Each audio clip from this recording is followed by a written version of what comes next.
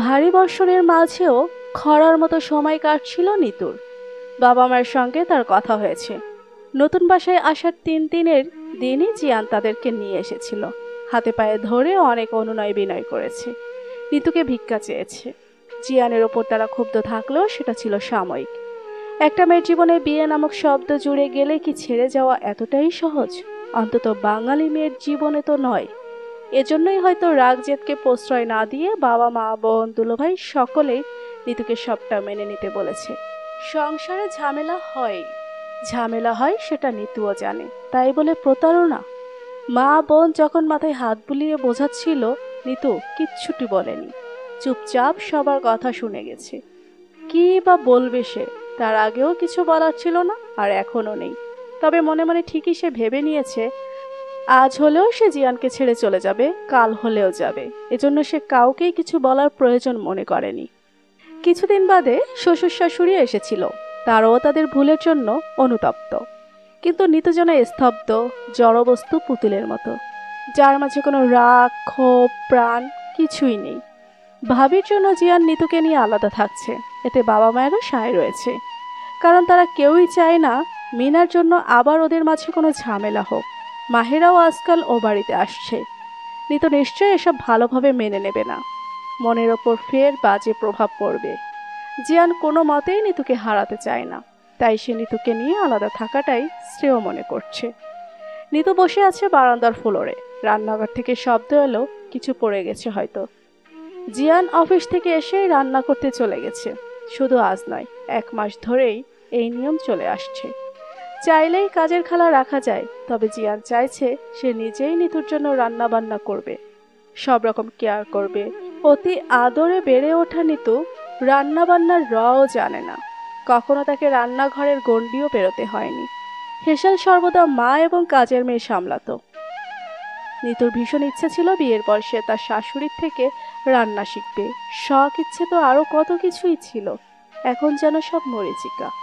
জিয়ান হন্তদন্ত হয়ে রান্নাঘর থেকে ঘরে এলো। ওয়ার্ড্রব ড্রেসিং টেবিলের সবগুলো ড্রয়ারে ব্যস্ত হয়ে কিছু খুঁজছে। ঘুটুর মতুর শব্দ শুনে নিতু বারান্দা থেকে ঘরে চলে এলো। ওকে দেখা মাত্রই জিয়ান জিজ্ঞেস করলো, বার্না মলমটা দেখেছো? নিতু জিয়ানের হাতের দিকে তাকালো। ডান হাতে আঙুলের কাছের অনেকখানি জায়গা লালচে হয়ে আছে। সে কোনো প্রশ্ন না করেই নিশ্চুপ থেকে মলমটি খুঁজে হাতে দিল। তৎক্ষণাৎ আবার কি যেন ভেবে নিজেই জিয়ানের হাতে মলম লাগিয়ে দিল। এই ঘটনায় যেন জিয়ানের সমস্ত কষ্ট ধুয়ে পানি হয়ে গেছে। ভাতের গরম মার হাতে পড়ায় যতটা যন্ত্রণা হচ্ছিল, এখন তার চেয়েও অধিক বেশি আনন্দ অনুভব হচ্ছে। সে মনে মনে ভাবছে, ভাগ্যিস ভাতের মার পড়েছিল। মলম লাগানো শেষে নিতু ভারী কণ্ঠে বলল, রান্না শেষ?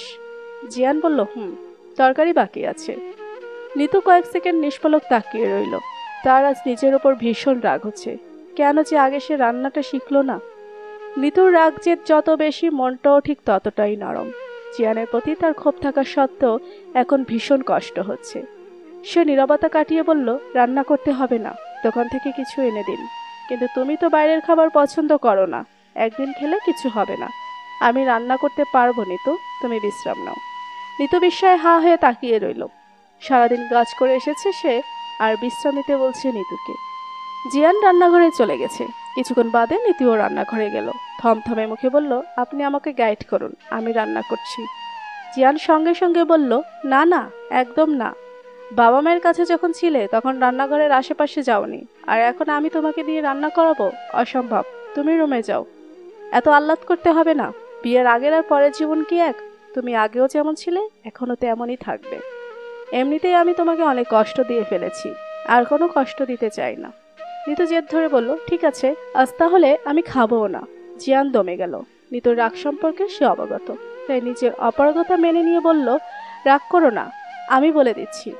তবে তরকারিটা বসিয়েই তুমি ঘরে চলে যাবে, বাকিটা আমি সামলে নিতে পারবো। ঠিক আছে। নিতু প্রত্যুত্তর করল না। জিয়ান যেভাবে যেভাবে বলে দিল, নিতুও ঠিক সেভাবেই তরকারি বসিয়ে ঢেকে দিল। জীবনে প্রথমবারের মতো সে রান্না করছে। কিছুটা ভীতি ও কিছুটা আনন্দ কাজ করছে তার মাঝে। নিতুর হাসি হাসি মুখ থেকে সাহস সঞ্চয় করলো জিয়ান। আলগোছে পেছন থেকে বাম হাত দিয়ে নিতুকে জড়িয়ে ধরে কাঁধে থুতনি রাখলো। হাসি বন্ধ হয়ে গেলেও নিতু সরল না, কিছু বললও না। জিয়ানের সঙ্গে তার মনে মনে ঝগড়া চললেও সে জিয়ানকে তার অধিকার থেকে বঞ্চিত করেনি। যখন কাছে চেয়েছে নিতু রাজি হয়েছে, বারণ করেনি। তবে সে যে মন থেকে সায় দেয়নি এটাও জিয়ান বুঝতে পারত। জিয়ান ক্ষীণ স্বরে বলল, আমার ওপর কি এখনো রাগ আছে তোমার? গরম লাগছে, ঘরে যাব। জিয়ান ছেড়ে দিল নিতুকে। ছোটখাটো এই মুহূর্তগুলোতে নিতু সবসময় তাকে এড়িয়ে চলে। ওপর থেকে স্বাভাবিক ব্যবহার করছে মনে হলেও ভেতর থেকে একদমই নিস্তব্ধ হয়ে গেছিল নিতু। কয়েকদিন যাবৎ নিতুর মুড সুইং বেশি হচ্ছে। খেতে ভালো লাগছে না, মাথা ঝিমঝিম করে, বমি বমি লাগে। কয়েকদিন স্বাভাবিক অসুস্থতা মনে হলেও এখন ভয়টা মনে চেপে বসেছে। গত মাসে পিরিয়ড হয়নি, এই মাসেও মিসিং। ভয়, সংশয় থেকেই জিয়ানকে বলেছিল প্রেগন্যান্সি কিট আনতে। জিয়ান রাতে বাড়ি ফেরার পথে নিয়ে এসেছিল। রাতে খেয়ে দিয়ে নিতু অপেক্ষা করছে সকাল হওয়ার। রাতে দুশ্চিন্তায় ঠিকমতো তার ঘুমও হয়নি, সারা রাত প্রায় জেগেই ছিল। ভোর 5টার দিকে উঠে সে ওয়াশরুমে গিয়ে প্রেগন্যান্সি কিট দিয়ে টেস্ট করে। রেজাল্ট দেখে তার চোখ ছানা বড়া, বুক কেঁপে ওঠে। কিছুক্ষণ থম মেরে কিটের দিকে তাকিয়ে থাকে।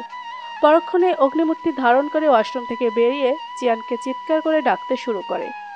জিয়ান ধরফড়িয়ে ঘুম থেকে উঠে বসে। চিন্তিত হয়ে জিজ্ঞেস করে, কি হয়েছে? শরীর খারাপ লাগছে? নিতু কিট ছুঁড়ে ফেলল বিছানার উপর। জিয়ান হাতে তুলে নিয়ে কয়েক সেকেন্ড তাকিয়ে থাকে। রেজাল্ট পজিটিভ দেখে খুশিতে ঝলমল করে ওঠে তার মুখ। আনন্দে আত্মহারা হয়ে কিছু বলার পূর্বেই নিতু চিৎকার করে বলে, কেন করলি এই কাজ? কেন বেবি দিলি? বেবি নিব বলেছিলাম। জিয়ান নিতুকে শান্ত করতে বলল, আমার কথা শোনো নিতু। কিসের কথা শুনবো? তুই ইচ্ছা করে করেছিস সেটা যেন আমি তোকে ছেড়ে যেতে না পারি, তাই না? রাগে ঘরে জিনিসপত্র ভাঙচুর করতে শুরু করে নিতু। অবস্থা বেগতিক দেখে জিয়ান উঠে গিয়ে শক্ত করে জড়িয়ে ধরল। প্রথমে নিজেকে ছাড়ানোর জন্য ধস্তাধস্তি করলেও পরে নিতু চুপ হয়ে যায়। জিয়ান নিতুর ছোট্ট ফ্ল্যাটটির আনাচে কানাচে আনন্দ ও খুশির ছোঁয়া। খবর পেয়ে দুজনের পরিবারই ছুটে এসেছে। মিষ্টিতে ভরে গেছে ঘর।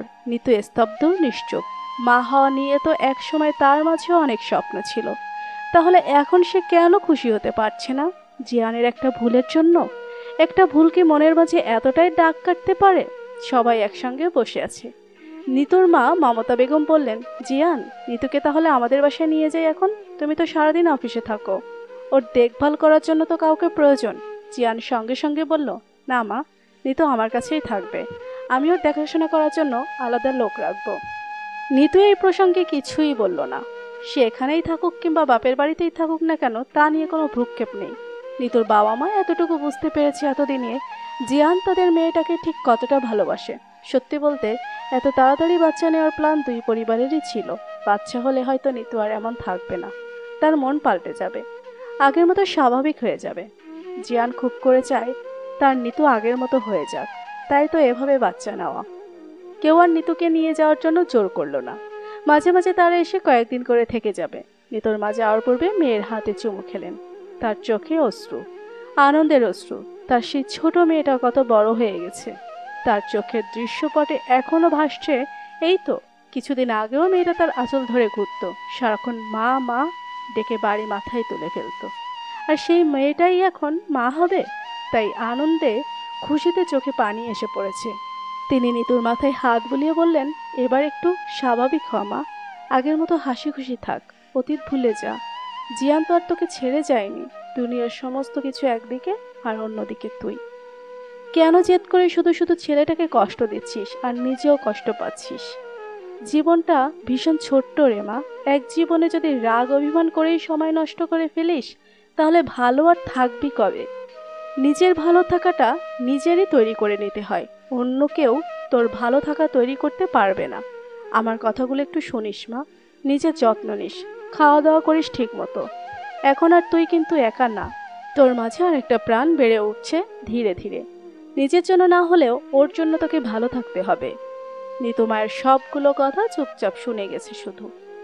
সবাই চলে যাওয়ার পর আবার বাড়ি ফাঁকা হয়ে গেছে। দুদিনের ভেতরেই জিয়ান 19 অথবা 20 বছরের একটা মেয়ে ঠিক করে। জিয়ান অফিস থেকে না আসা অবধি শুধু মেয়েটা নিতুর সঙ্গে সঙ্গে থাকবে এবং খেয়াল রাখবে। আরেকজন কাজের খালা ঠিক করে, যিনি 3 বেলা সে শুধু বাড়ির কাজ করে যাবে। নিতুর মাঝে আরেকটা প্রাণ আছে, এটা সে মন থেকে অনুভব করতে পারে না। হয়তো এমনিতেও এই অনুভূতি হতো না, যদি না প্রেগন্যান্সি সিনড্রোম তার মাঝে দেখা যেত। বাচ্চা পেটে আসার পর থেকেই তার অস্বস্তি শুরু হয়। কিছুই খেতে পারে না, সারাক্ষণ মুখ তিতকুটে হয়ে থাকে। পেটে কিছুই থাকে না, তবুও সারাক্ষণ বমি বমি একটা ভাব থাকে। মাথা কেমন ঝিমঝিম করে। তেঁতুল ছাড়া কিছুই তার ভালো লাগে না। যে কোনো খাবারের গন্ধই তার বিরক্ত লাগে। বিশেষ করে মাছের গন্ধ সে একেবারেই সহ্য করতে পারে না। এজন্য জিয়ান বাড়িতে মাছ আনা বন্ধ করে দিয়েছে। সে নিজেও নিতুর জন্য মাছ খায় না। নিতু যখন একা একা থাকে তখন আনমনে সে পেটের ওপর হাত রাখে, বোঝার চেষ্টা করে। এখানেই বুঝি আছে সেই ছোট্ট প্রাণ। কিন্তু মা হওয়া যে সহজ বিষয় নয়। এই যে এত এত অসহ্য যন্ত্রণা তাকে সহ্য করতে হচ্ছে, এগুলো তো সে আগে কখনো অনুভব করেনি। তবে এখন জিয়ানের কেয়ার করার পরিমাণ আরো বেড়ে গেছে। এক কথায় বলতে গেলে নিতুকে সে চোখে হারায়। দুই একদিন পরপরই বাবা মা শ্বশুর শাশুড়ি বোন দুলাভাই এসে নিতুকে দেখে যায়। আসার সময় এক গাদা করে খাবার নিয়ে আসে। এত খাবার দেখে গা গুলিয়ে ওঠে নিতুর। নিতু যে মা হচ্ছে, তার মাঝেও যে আরেকটা প্রাণ আছে, এটা সে সত্যিকার অর্থে মন থেকে অনুভব করে। একদিন মাঝরাতে হঠাৎ করে সে পেটে আঘাত পায়। ঘুমের ঘরে তখন বুঝতে না পারলেও ঘুম ভাঙার পরে বুঝতে পারল তার সেই ছোট্ট প্রাণ পেটে কিক দিচ্ছে। সে ব্যথা পাচ্ছে, তবু অদ্ভুত আনন্দ হচ্ছে তার মাঝে। সে তার বড় পেটটির উপর হাত রাখলো। এই তো আবার কিক দিল। নিতু উঠে বসতে চাইলো, কিন্তু একা উঠতে বসতে শুতে তার এখন অনেক সমস্যা হয়। সে জিয়ানকে ডেকে তুলল। জিয়ান কিছুটা ভয় পেয়ে বলল, কি হয়েছে, কিছু লাগবে? নিতু ক্ষীণ স্বরে বলল, আমি বসবো। জিয়ান নিতুকে ধরে বালিশের সঙ্গে হেলান দিয়ে বসিয়ে দিল। নিতুর এক হাত ধরে বলল, খারাপ লাগছে? নিতু কিছু বলল না। জিয়ানের হাতটা নিজের পেটের উপর রাখলো। জিয়ান আনন্দে চিৎকার করে বলল, বাবু কিক দিচ্ছে। নিতু ছলো ছলো নয়নে উপর নিচ মাথা ঝাঁকালো। নীল রঙের ডিম লাইটে মৃদু আলতো নিতুর হাসি, ছলো ছলো করো নয়ন, সবই স্পষ্ট দেখতে পাচ্ছিল জিয়ান। সে নিতুর পেটে আলতো করে চুমু খেয়ে নিতুকে বুকের মাঝে জড়িয়ে ধরল। এভাবে কতটা সময় পার হয়েছে কেউই জানে না। নিতুর সকল অভিমান গ্লানি কষ্ট মনে হচ্ছে আজ নেই হয়ে গেছে। নতুন প্রাণের অস্তিত্ব তাকেও নতুন একটা জীবন উপহার দিয়েছে। জিয়ানের বুকে মাথা রেখেই নিতু বলল, বাচ্চা হওয়ার সময় তো অনেক মেয়েরা মারা যায়, যদি আমি মারা যাই আপনি কি করবেন? জিয়ানের বুক কেঁপে ওঠে। সে শক্ত করে জড়িয়ে ধরার বাঁধন। মৃদু ধমকের সুরে বলে, একদম আজে বাজে কথা বলবে না নিতু। এসব কথা আমার একদম ভালো লাগে না। এগুলো তো সত্যি কথা, আপনিই বলেন, এমনটা কি হয় না? হলে হয়, কিন্তু আমার নিতুর সাথে এমনটা কখনো হবে না। আমার আল্লাহ এত নিষ্ঠুর না। নিতুর গলা ধরে আসছে। এর আগে তো কখনো তার এমনটা অনুভব হয়নি। মারা যাওয়ার কথা তাহলে আজই কেন মনে হলো? এই সুন্দর মুহূর্তেই কেন? হারানোর ব্যথায় বুক ভারী হয়ে যাচ্ছে। সত্যি যদি সে মারা যায়, তখন তাহলে জিয়ানের কি হবে? সে কি তার অনাগত বাবুটাকে দেখে মরতে পারবে না? সে তো জিয়ানের থেকে হারিয়ে যেতে চায় না এভাবে। নিতু কণ্ঠস্বর শক্ত করে বলল, যদি ডাক্তার বলে বাচ্চা আর মায়ের মধ্যে যে কোনো একজনকে বাঁচানো যাবে, তাহলে আপনি কাকে বাঁচাবেন তখন? খবরদার, ভুলেও কিন্তু আমাকে বাঁচানোর কথা বলবেন না। আমি তো অনেকটা সময় পৃথিবীতে থেকেছি, পৃথিবীর আলো দেখেছি, কিন্তু আমাদের বেবি তো দেখেনি। কথা দিন, এমন সিচুয়েশন হলে আপনি ওকেই এই পৃথিবী দেখার সুযোগ করে দেবেন। জিয়ান এবার কেঁদে ফেলে। নিতুর মুখ চেপে ধরে, চুপ, এসব কথা একদম বলবে না। এমন কিছুই হবে না। আমি কাউকেই হারাতে চাই না, হারাতে পারবো না। আমার তোমাকেও লাগবে, আর আমাদের বেবিকেও। কত স্বপ্ন আছে আমাদের, আমরা তিনজনে একসাথে সেই স্বপ্ন পূরণ করব। স্বপ্ন আমারও আছে, কিন্তু। জিয়ান নিতুকে থামিয়ে দিতে নিতুর ঠোঁটে গভীর চুম্বন দিল। আর কোনো কিন্তু সে মাঝে আনতে চায় না। নিতু তার সর্বদা নিতুকে তার কাছেই থাকতে হবে। সকালে জিয়ান ঘুম থেকে উঠে রেডি হয়ে নিল। অফিসে যাওয়ার পূর্বে নিতুকে উঠিয়ে ফ্রেশ করিয়ে অল্প কিছু খাবার খাইয়ে দিল। এর মাঝে নিতু দেখাশোনা করা মেয়েটি চলে আসে। ওর নাম শাপলা। যেমন মিষ্টি দেখতে, তেমনই ওর যত্ন নেওয়ার ক্ষমতা। জিয়ান বাসায় আসার আগ অবধি নিতুর সময়টা শাপলার সাথে বেশ ভালোভাবেই কেটে যায়। শাপলা নিতুর কিন্তু ভালোভাবে খেয়াল রাখবে। ও খেতে চায় না জানোই তো, জোর করে হলেও খাওয়াবে। আর যে কোনো প্রয়োজনে যখন দরকার হবে সঙ্গে সঙ্গে আমাকে কল করবে, মনে থাকবে? শাপলার উদ্দেশ্যে বলল জিয়ান। শাপলা মাথা দুলিয়ে বলল, হ্যাঁ ভাইজান, মনে থাকবো। আমার আর কি মনে থাকবো, আপনি তো একটু পর পরই নিজেই ফোন কইরা আপার খোঁজ খবর নেন। জিয়ান নিতুর দিকে তাকিয়ে কিছুটা লজ্জা পেল। সে শাপলাকে বলল, রান্নাঘর থেকে ওকে দুধটা এনে দাও। শাপলা রান্নাঘরে চলে গেল। নিতু বলল, একটু আগেই না দুধ খেলাম। জিয়ান নিতুর কাছে এগিয়ে বসলো, দুহাত ধরে বলল, হ্যাঁ, ওর সামনে তো আর বউকে চুমু খাওয়া যাবে না, একটু চুমু খাই। নিতু হেসে ফেলে, দৃষ্টি নামিয়ে বলে, আজ যে খুব অনুমতি নেওয়া হচ্ছে। এতদিন কি আপনি চুমু খাননি? প্রতিদিন তো অফিসে যাওয়ার আগে ঘুমের মধ্যে চুমু খেয়ে যেতেন। জিয়ান অবাক হয়ে শুধায়, তুমি জানলে কিভাবে? তুমি তাহলে তখন জেগেই থাকতে। হুম, জেগে যেতাম আপনার স্পর্শে। জিয়ান হাসে, প্রশান্তির হাসি। নিতুর কপালে ভালোবাসার পরশ এঁকে দিয়ে সে জড়িয়ে ধরে। শাপলা আসার পায়ের শব্দ শুনে ছেড়ে দেয়। গালে আলতো করে হাত বুলিয়ে বলে, নিজের খেয়াল রেখো যান, আসছি, সাবধানে যাবেন। জিয়ান অফিসে চলে যায়। শাপলা দুধের গ্লাস এগিয়ে দিয়ে বলে, আপা নেন, রেখে দাও, পরে খাবো। পরে কেন? ভাইজান কইছে এখনই খাওয়াইতে। আপনি এখনই খাইবেন? তোমার ভাইয়া একটু আগেই খাইয়ে গেছে, এখন আর পেটে জায়গা নেই, অল্প হইলেও খাইতে হইব। ভাইজান আমার দায়িত্ব দিয়ে গেছে না। ঋতু বুঝলো শাপলা নাচরবান্দা, তাই সে কয়েক ঢোক খেয়ে টেবিলের উপর গ্লাসটি রেখে দিল। শাপলাকে ধরে সে খাট থেকে নিচে নামে, আয়নার সামনে দাঁড়িয়ে নিচের উঁচু পেটের ওপর হাত রেখে আনমনে মুচকি হাসে। পেটে হাত বুলিয়ে বলে, বলো তো শাপলা, আমাদের ছেলে হবে নাকি মেয়ে? শাপলা মাথা চুলকে ভাবুক হয়ে বলল, মেয়ে। আপনাকে পরিল্লাহান একটা মাইয়া হইব। কেন বলো তো, ছেলে হবে না কেন? তোমার ভাইয়াও বলে মেয়ে হবে, জানি না তো, আমার মন কইল তাই কইলাম। আপা, এখন তো আলটা না কি জানি করে, আপনি করেন নাই? তাইলেই তো জানতে পারেন পোলা হইব নাকি মাইয়া। নিতু হেসে বলল, আলট্রাসোনোগ্রাফি এখনো করিনি।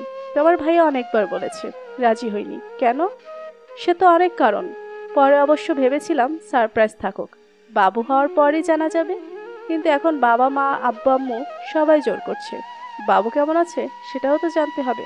তাই এই শুক্রবার যাব বলেছি, ভালো হইব, তাইলে জানা যাইব।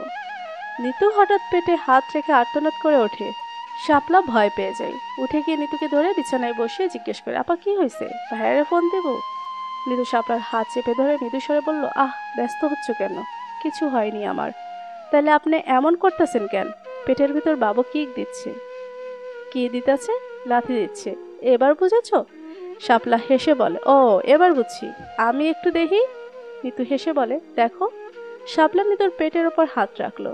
বাবু কিক দেওয়ার পর সে আনন্দে উচ্ছ্বসিত হয়ে বলল, হ হ, এই তো বাবু লাথি দিতাছে। এখন মনে হইতাছে আপা পোলা বাবু হইব।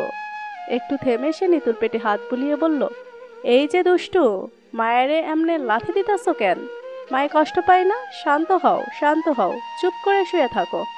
নিতু শাপলার কথার ধরন শুনে খিলখিল করে হাসতে থাকে। নিতুর এখন 9 মাস চলছে। তার চলাফেরায় বেশ বেগ পেতে হচ্ছে। অবশ্যই এতে খুব একটা কষ্ট তাকে করতে হয় না। মমতা বেগম এবং আফরোজা বেগম দেখাশোনা করার জন্য 1 মাস যাবৎ এই বাড়িতেই আছেন। যত্নের কোনো ত্রুটি রাখেনি এই 2 মা। রোজ রোজ 2 বেয়াইন গল্প জুড়ে দেয় তাদের নাতনিকে নিয়ে।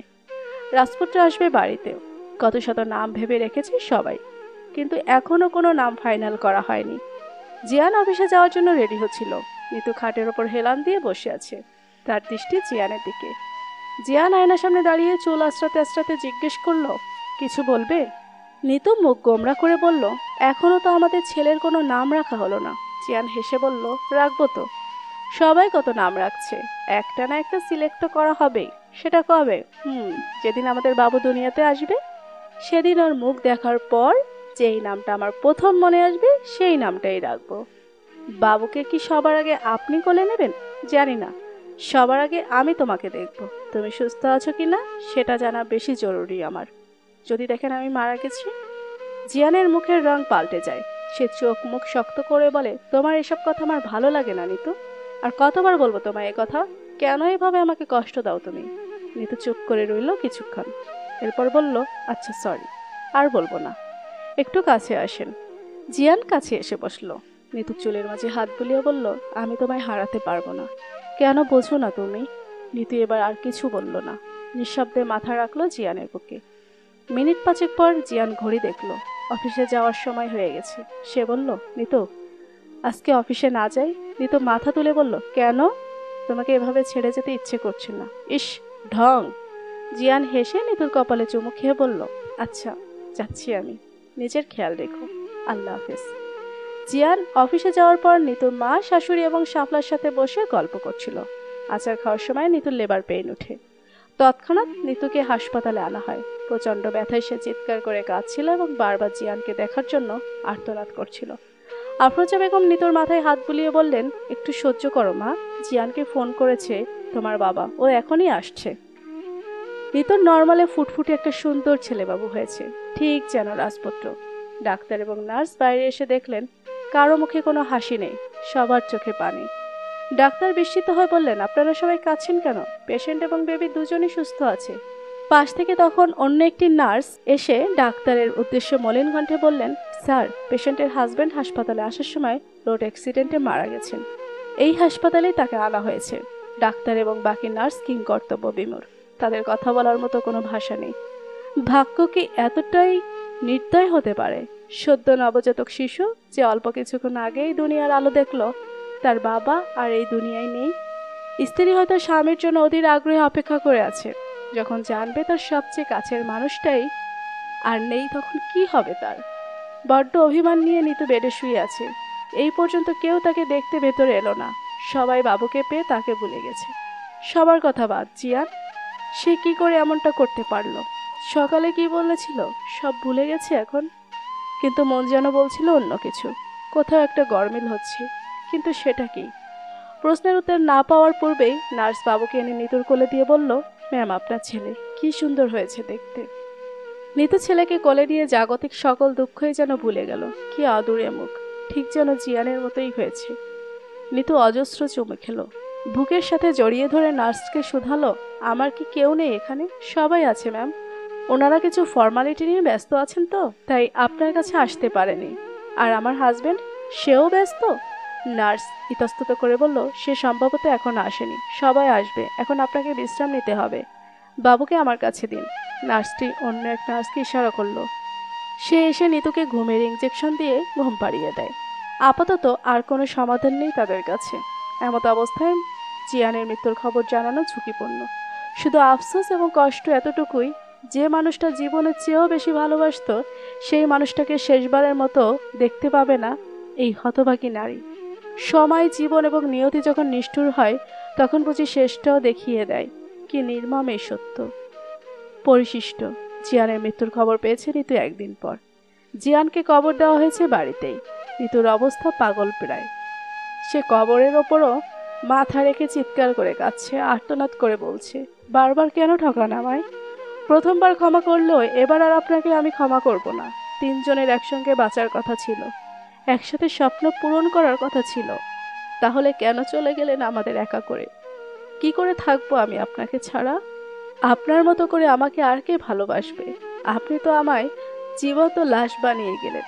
জীবন্ত লাশ, আমি যে বেঁচে থেকেও বেঁচে নেই। খুব তো রাগ করতেন আমি মরার কথা বললে, আর এখন আপনি কি করে পারলেন আমায় এভাবে ছেড়ে যেতে? আমি তো হাজারবার বলেও যাইনি, আর আপনি একবারও না বলেও চলে গেলেন এভাবে আমাকে নিঃস্ব করে। বাবুকে প্রথম কোলে নিয়ে নাম দেওয়ার কথা ছিল না? কই, আপনি তো কোনো নাম দিলেন না, আপনি কোনো কথাই রাখেননি। আপনি মিথ্যাবাদী, মিথ্যাবাদী। নিতুর গলা ভেঙে গেছে কাঁদতে কাঁদতে। তার চারপাশে বসে রয়েছে সবাই। সবার মাঝে থেকেও সে একা। কেউই তাকে মানাতে পারছে না, সরাতে পারছে না এখান থেকে। কবরের ওপর মাথা রেখে নিতু ফুফিয়ে বলে, আপনাকে আমি ভীষণ ভালোবাসি জানেন, কখনো বলা হয়নি, বলার সুযোগটাও দিলেন না আমায়। আপনাকে ছাড়া এমন দ্বিধা নিয়ে আমি বাঁচবো কি করে বলতে পারেন?